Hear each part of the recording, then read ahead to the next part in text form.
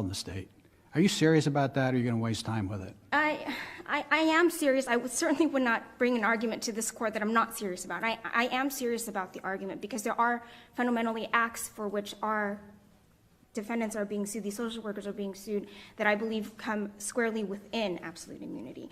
I understand that qualified immunity is the issue here for substantively the removal pursuant to the court order of Why don't you go to children. qualified immunity? Of course, Your Honor. We have your briefs on absolute. Thank you, Your Honor. In terms of qualified immunity, as this court is aware, it's a two-prong analysis. The first being whether there is a constitutional rights violation that has been alleged, and the second prong being whether the constitutional right was clearly established such that our government actors know without doubt that what they are doing would be a violation of the law. The court is entitled to take these prongs in any order it perceives, and here, typically when we have the qualified immunity analysis and whether the law is clearly established, it is typically plaintiff's burden to come forward to this court and say, here is the case law. This is what tells the state actors, the government actors, that they should have known better. It's clearly set forth in this case law. In our matter here, it's interesting because the reverse has actually happened. This court has actually found that as of the date of the underlying conduct here in 2000, when You talk about Kostanich?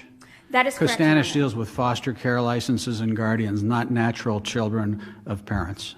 Kostanich deals with the underlying liberty interest of a 14th Amendment claim, which is the same for foster For parents. foster though. parents. That is true. A guardianship. And guardianship, not natural parents.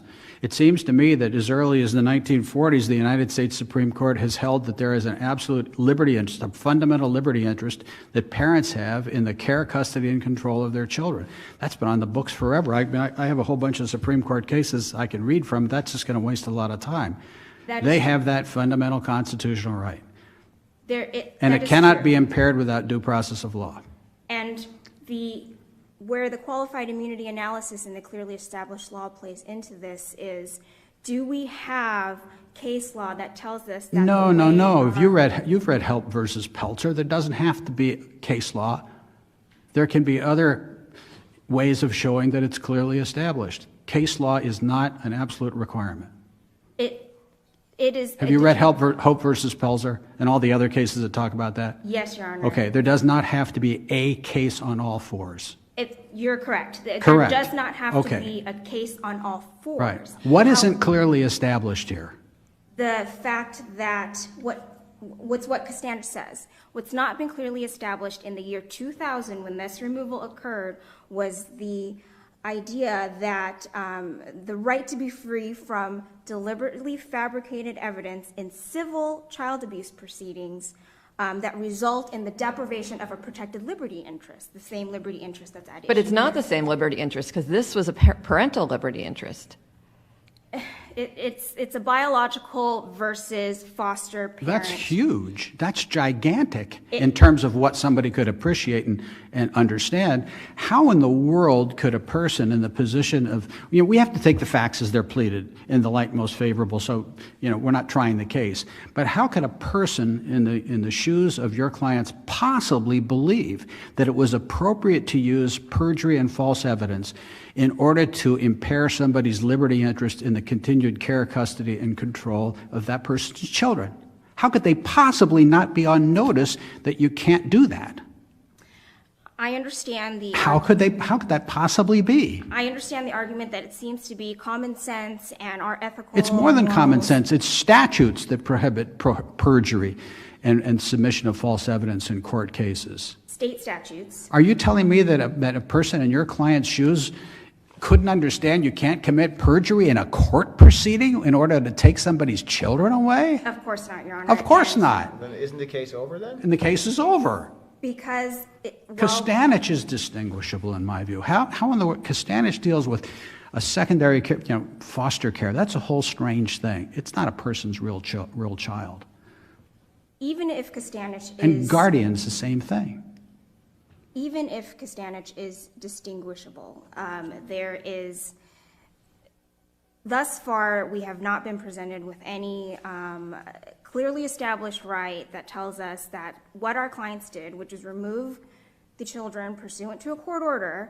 No, but what they're accused of doing and what the issue is here is committing perjury in a court to take away someone's children. And you just said that's obviously not okay to do. According to our moral compass and our ethical guidelines, but what we're here to decide is the constitutionality of it, and we look to the courts. You mean due process is somehow consistent with a government official introducing perjured testimony and false? How is that consistent? I mean, I hate to get pumped up about this, but I'm just staggered by the claim that people in the shoes of your clients wouldn't be on notice that you can't use perjury and false evidence to take away somebody's children. That, to me, is mind-boggling. In criminal proceedings, we know this to be true because that. No, like criminal proceedings, it's a court proceeding with a liberty interest, a fundamental liberty interest at stake. And on the reverse side, the state. And you're telling us that these officials who do this all the time couldn't be on notice that you can't commit perjury and put in false evidence. I understand broadly the principle that common sense tells us that lying is wrong and lying to. Yeah, but it's more than common sense. We're not using common sense. We're using the statutes, for example, against this kind of behavior. I was not presented, I have not been seeing any federal law, case law, or law that tells me that in this situation that we were faced in, which is what we have to look at. Say your clients hired 6 people to be actors and to go into court and say, we're neighbors and we saw all this terrible stuff. And then your clients presented those witnesses in court.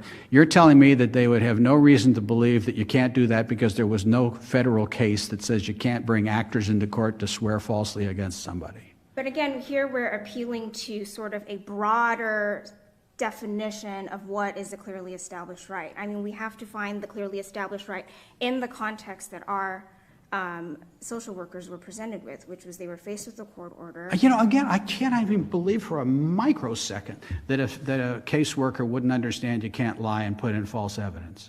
Let me ask the question a different way, counsel. Was there anything you know of that told social workers that they should lie and they should create false evidence in a court proceeding? No, and of course, you know, that is, we contend that that's not what happened here. I understand. Look, Yeah, we're stuck with the facts.